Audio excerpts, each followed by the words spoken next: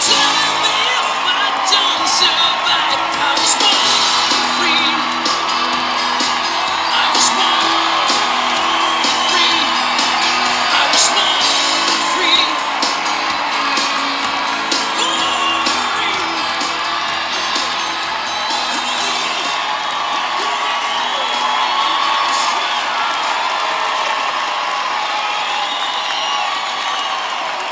Thank you, Colorado. Wow.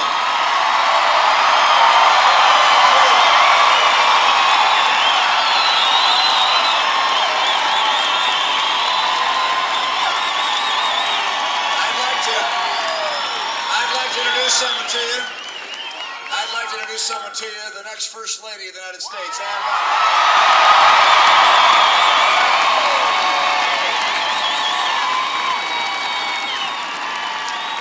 That is the most extraordinary welcome. Thank you, Colorado.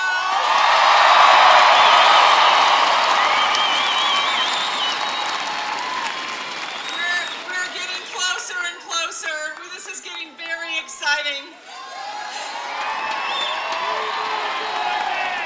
This is what it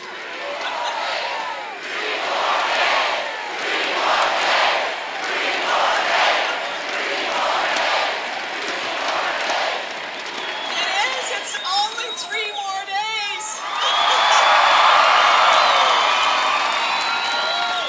This is so exciting for us. It's a thrill to be here. What a great country this is, and what an honor it has been to go across this nation and to meet people like you that are here standing up today for America.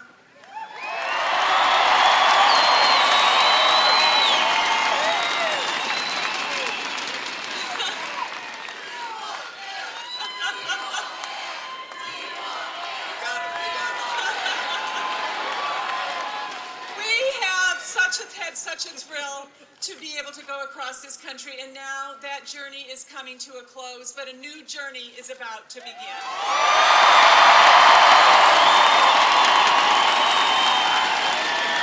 And what a thrill it's going to be for me, because I know something about Mitt. He does not fail.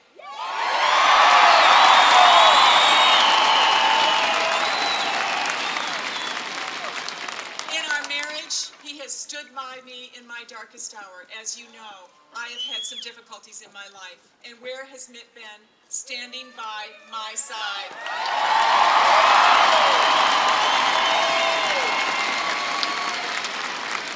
As a father, I have seen him show exemplary courage and devotion to his family and to his sons. He has raised the most extraordinary sons.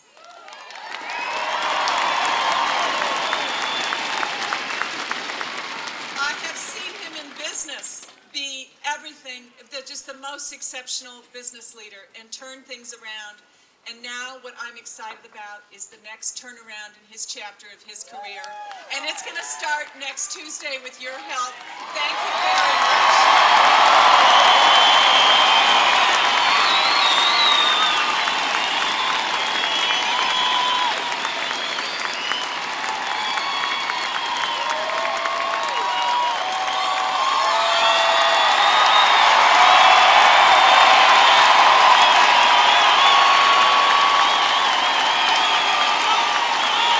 Now tonight we're entering the final weekend of the campaign, and you are right. At the Obama rallies, they're shouting 4 more years, and we're shouting 3 more days. And we are so very grateful to you and the people across the country for all that you've given of yourselves to this campaign. This is not just about Paul Ryan and me. It's about America.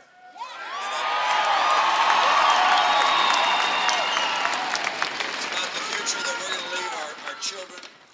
We thank you, and we ask you to stay at it until we win on Tuesday night.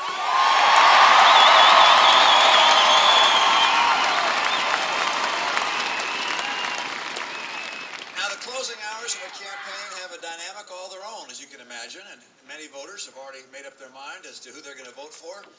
Others are, yeah, I figure you guys are, yeah, you know what you're going to do. But there are a lot of others that are just putting a aside the demands of daily living, and they're considering who they're going to vote for and how that vote will affect their life and the lives of their children and the course of the country that we all love. And so we asked them to look beyond the speeches and the attacks and the ads. Look to the record, the accomplishments, the failures, and the judgment. Because words are cheap, and a record is real, and it's earned with effort.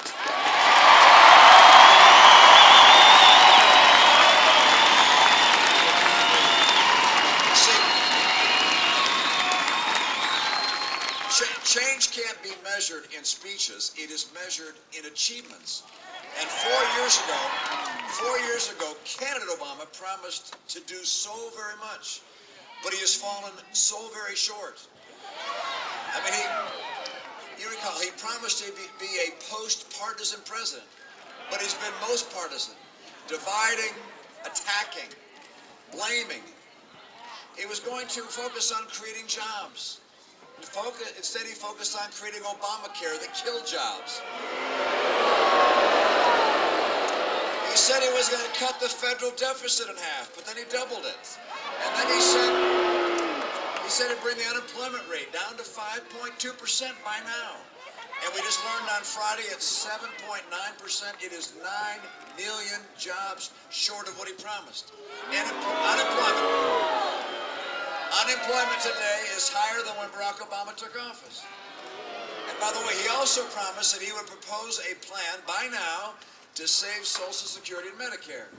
He did not. Rather, he raided $716 billion from Medicare to pay for his vaunted Obamacare. Now, the list goes on. He also said he would lower health premiums by some $2,000 a family. But instead, they've gone up by $3,000 a family. And you know, the average American family also pays $2,000 a year more for gasoline than when President Obama was elected.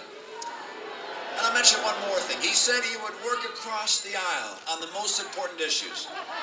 I thought this was interesting. He has not met on the economy or on the budget or on jobs with either the Republican leader of the House or the Senate since July. And so instead of bridging the divide, he's made the divide wider. Now people wonder, how is it that he's fallen so short of what he promised? I think it's in part because he's never led, he's never worked across the aisle, he's never truly understood how jobs are created in this economy. And by the way, and today he's making new promises. Promises he will not be able to keep because he admits he's planning on staying on the same path. The same course we've been on will not lead to a better destination. The same path we're on means $20 trillion in debt at the end of a second term that he won't have. It means crippling unemployment. It means stagnant take-home pay, depressed home values, a devastated military, and by the way, unless we change course, we may be looking at another recession. So the question of this election comes down to this. Do you want more of the same, or do you want real change?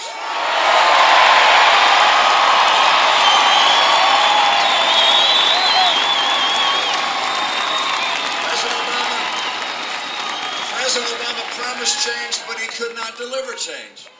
Now I promised change, and I have a record of achieving real change.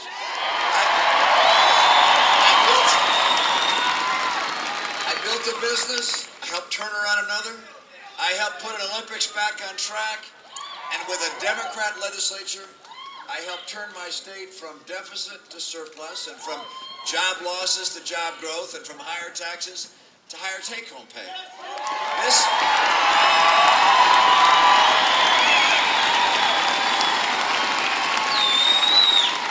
This is why I'm running for president. I know how to change the course of the nation. I know how to get to a balanced budget and build jobs and to get rising take-home pay.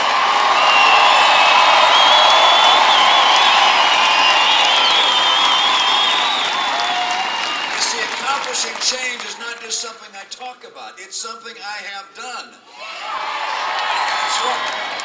And it's what I will do when I'm president of the United States with your help.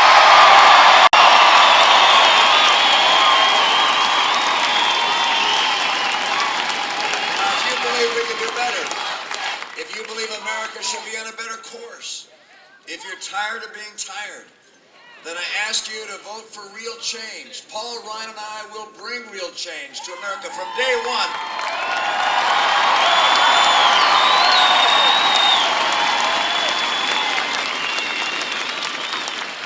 When I'm elected, the economy and American jobs will still be stagnant, of course, but I won't waste any time complaining about my predecessor.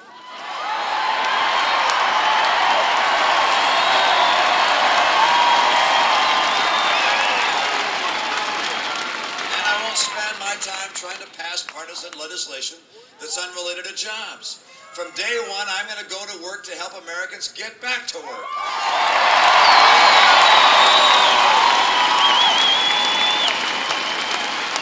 Now, you know as well as I do that people across the country are responding to our 5-part plan to create jobs. You know what they are? Part 1 is about taking full advantage of our energy resources. On day one,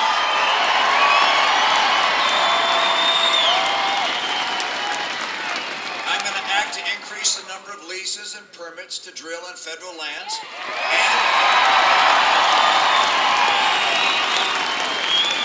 and I will act to speed the approval of the Keystone Pipeline from Canada.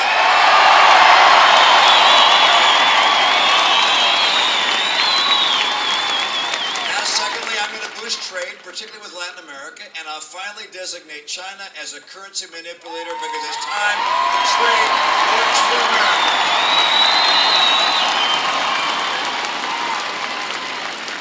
Now, third, I want to send to Congress the Retraining Reform Act to make sure that every worker has the skills they need for a good-paying job. Fourth, I'm going to move to tackle out-of-control spending. I will send Congress the first of several fundamental reforms called the Down Payment on Fiscal Sanity Act.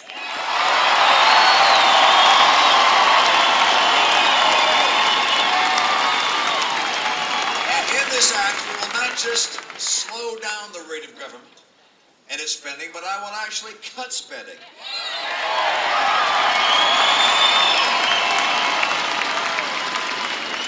You see, I'm not going to just take office on January 20th. I'm going to take responsibility for that office as well.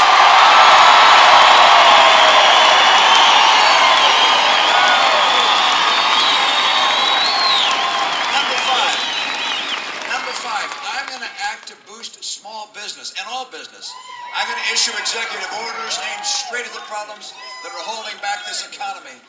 And the first of those is going to grant state waivers from Obamacare to begin its repeal.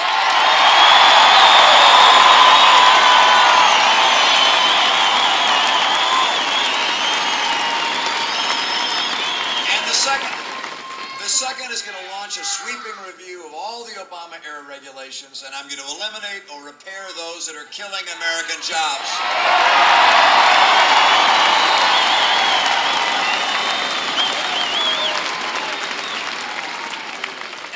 First time in 4 years, every entrepreneur, every small business person, every job creator will know that the President of the United States likes them and loves the jobs and higher wages.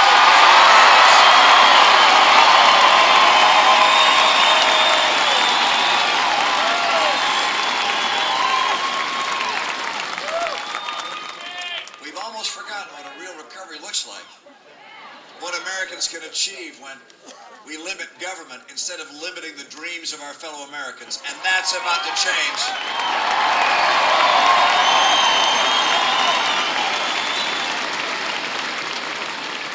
Now, the people who will be voting are going to be able to choose the future they want. You know what you need to know? You can stay on the path of the last 4 years, or you can choose real change. You know that if the president is reelected, he'll still be unable to work with the people in Congress. He's ignored them. He's blamed them. He's attacked them. The debt ceiling, of course, is going to come up again, and shutdown and default will be threatened, chilling the economy. The president was right when he said he can't change Washington from the inside. In this case, we can take him at his word. He's going to go on the outside.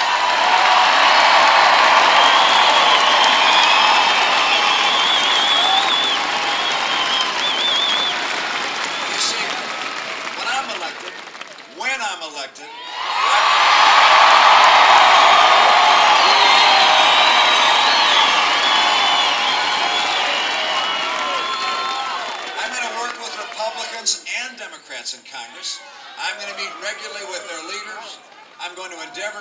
good men and women on both sides of the aisle who care more about the country than they do about politics.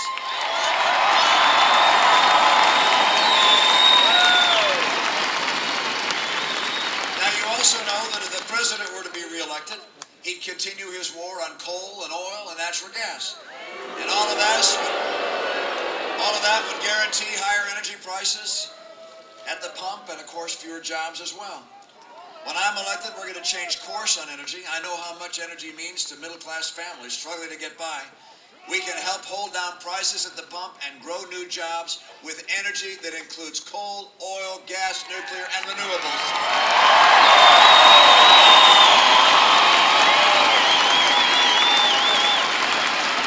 You know that if the president were to be reelected, he would continue to promote government and demote business.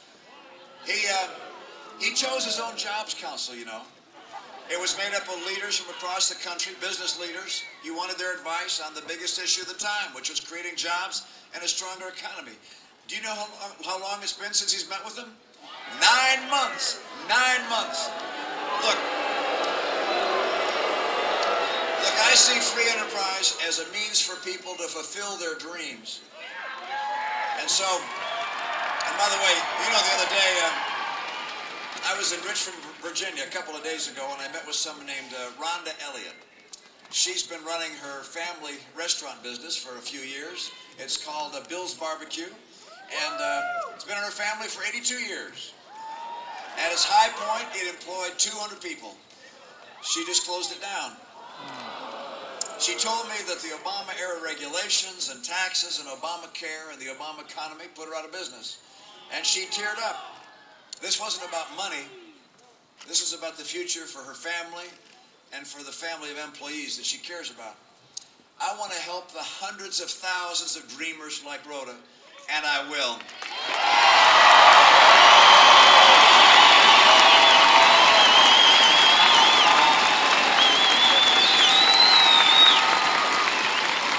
Now, you know that if the president were to be reelected, he's going to say every good thing he can about education. But in the final analysis, he's going to do what his largest campaign contributors do and tell him to do, and that's the public sector unions. They're going to insist upon their path, and that means that your kids would have the same schools with the same results. When I'm president, I'm going to be a voice of the children and the parents because they don't have a union.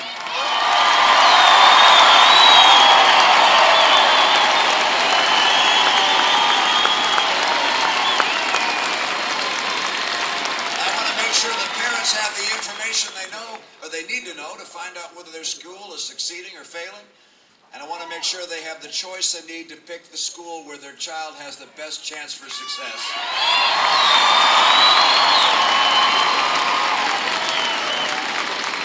Now, one more thing. Under Barack Obama, a re-elected President Barack Obama, our military would experience what the Secretary of Defense called devastating cuts, which would jeopardize our national security as well as kill jobs.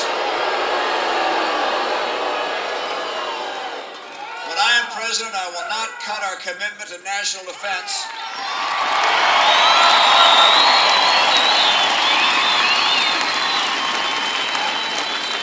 Strong America is the best ally peace has ever known, and I'll keep it strong.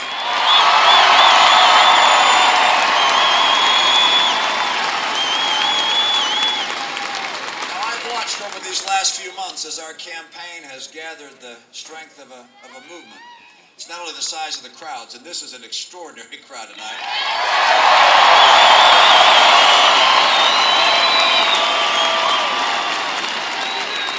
It's also the depth of our shared conviction. It's made me strive more to be worthy of your support, to campaign as I would govern, to speak for the aspirations of all Americans.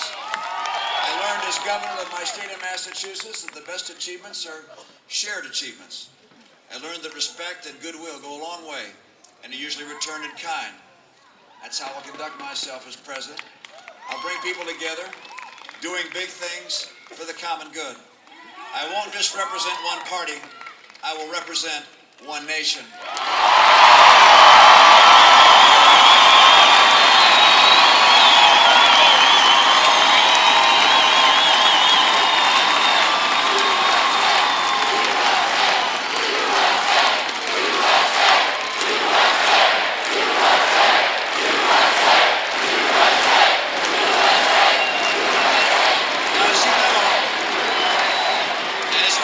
Throughout this campaign, President Obama has tried to convince you that these last 4 years have been a success. He's floating the plan for the next 4 years. He wants to take all the things he did in his first term, the stimulus, the borrowing, Obamacare, and all the rest, and then try them all over again. But look, our big dreams will not be satisfied with a small agenda that's already failed. And yesterday, I imagine you already heard this, yesterday President Obama asked his supporters to vote for revenge. For revenge. Instead, I asked the American people to vote for love of country.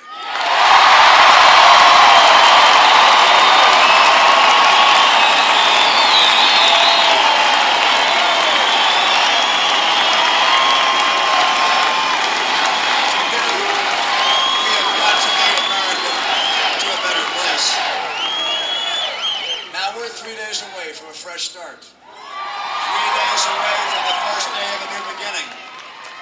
My conviction is based on an unshakable faith in the American spirit. If there's anyone worried that the last 4 years are the best we can do, if there's anyone who fears that the American dream is fading away, if there's anyone who wonders whether better jobs and better paychecks are things of the past, I have a clear and unequivocal message. With the right leadership, America is about to come roaring back.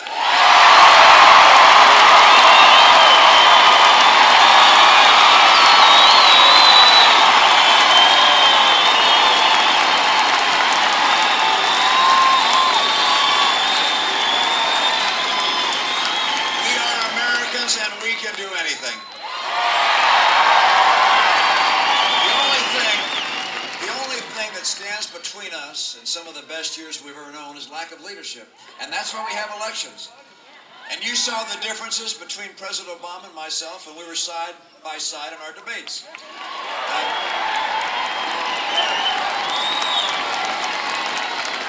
He says it has to be this way. I say it can't stay this way. He's offering excuses. I've got a plan. I can't wait to get going. He's hoping we'll settle. But Americans don't settle. We build. We aspire. We listen to that voice inside that says that we can do better. A better job, a better life for our kids, a bigger, better country. It's coming soon.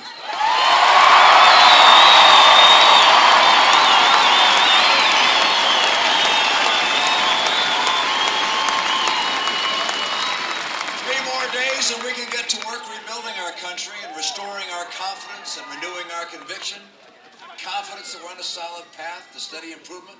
Confidence that college graduates 4 years from now will find a better job.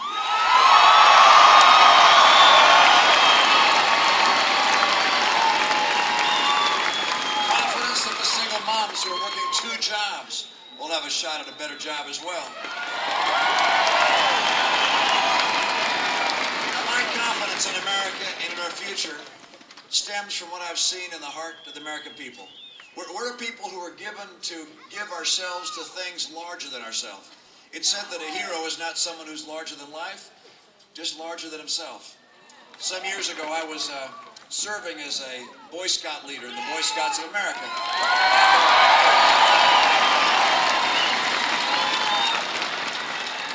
I was at a court of honor. That's where the Boy Scouts get the Eagle Scout Award or other awards. And there was a long Formica table at the front of the room, and I was seated at the far end of it next to an American flag. And the person who was speaking at the podium was a scoutmaster we'd flown in to tell his story, a scoutmaster from Monument, Colorado that I just drove through.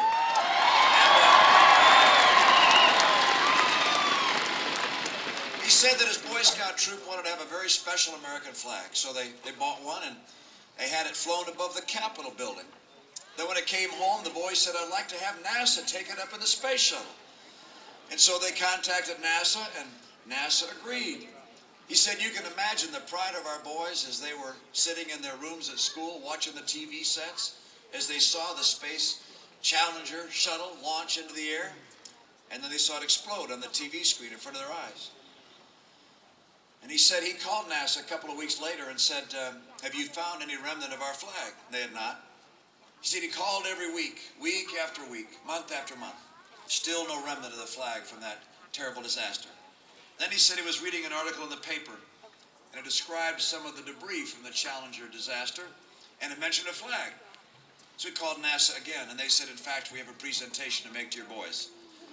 So NASA came together, and the boys were there, and he said they presented the boys with this plastic container, and they opened it up, and inside was the American flag, their flag, in perfect condition.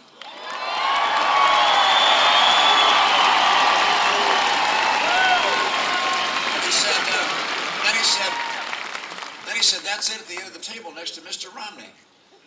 And I reached over and I grabbed that flag and held it out. And it was as if electricity was running through my arm. Because I thought about all the men and women in our space program who put themselves in danger's path out of a desire for learning and knowledge for us. This is the American way. Think of all of our servicemen and women who put themselves in harm's way for freedom and for us.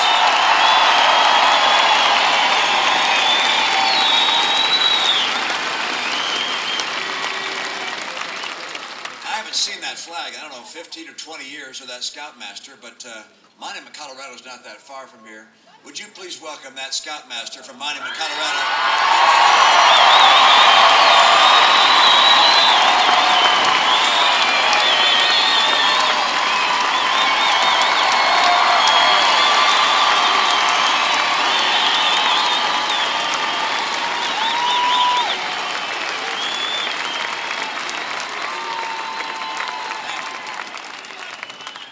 Now, did I get that story right? You did, sir. Oh, that's great. That is a great flag, representing the greatest nation in the history of the earth.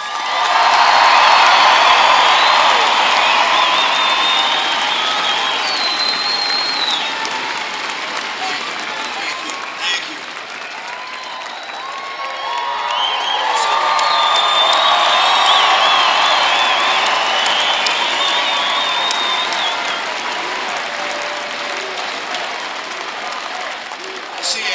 I see a troop of scouts right here. Thanks, young man, for your service to the community.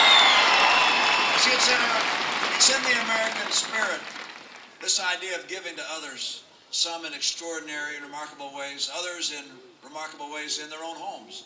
My sister is one of my life heroes. She's in her 70s now. She has 8 children. 7 of them are raised with children of their own. The youngest of her children was born Down syndrome. Jeffrey's now 43, and my sister Lynn lives as a single mom. Her husband passed away a few years ago, and she's devoted her life over 43 years, and particularly over these last several years, to Jeffrey and to making sure he has a full and abundant life. She's a hero to me.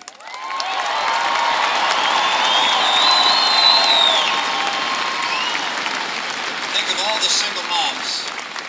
Think of all the single moms that are struggling to make sure they have what's necessary to put a good meal on the table at the end of the day. And all the moms and dads who are working 2 jobs, or perhaps one working night shift and the other day shift, hardly see each other, but they want to make sure their kids have the kind of clothes other kids have at school so they don't stand out. Think of all the couples at this Christmas time who will say to each other, let's not exchange gifts with one another, let's instead make sure we have enough for our kids to have a great Christmas. This is a nation of people who give of themselves to things bigger than themselves. And so on November 6th, I want us to come together to draw on that greatness.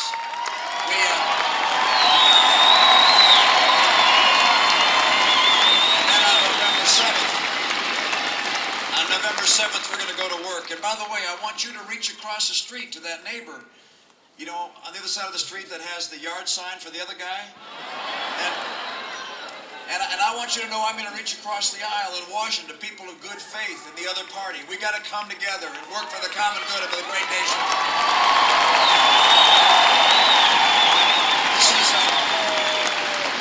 This is much more than our moment. It's America's moment of renewal and purpose and optimism. We've journeyed far and wide in this great campaign for America's future. Well, now we're almost there. One final push is going to get us there. We know a lot of short nights and long days, and now we're close. The door to a brighter future is there. It's open, waiting for us. I need your vote. I need your work. I need your help. Walk with me. Let's walk together. Let's start